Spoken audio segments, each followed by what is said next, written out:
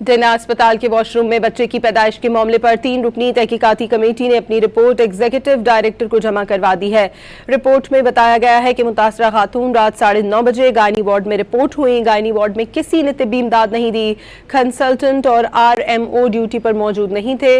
मजीद इस बारे में जानते हैं डॉन न्यूज़ के रिपोर्टर सैयद वसीम से। वसीम, क्या मामला है ये बताइएगा।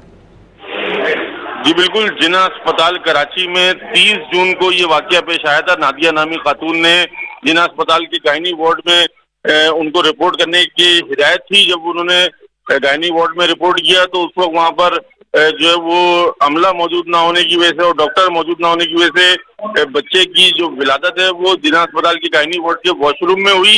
इसके ऊपर जो है वो जिना अस्पताल की इंतजामिया ने नोटिस लेते हुए जो ज्वाइंट एग्जीक्यूटिव डायरेक्टर हैं डॉक्टर मोहम्मद सुलेमान, उनकी जानिब से जो है वो बाकायदा एक तहकीकाती कमेटी ने जो है वो रिपोर्ट अपनी महकमा सेहत को, जो सेक्रेटरी सेहत है, उनको भेज दी है।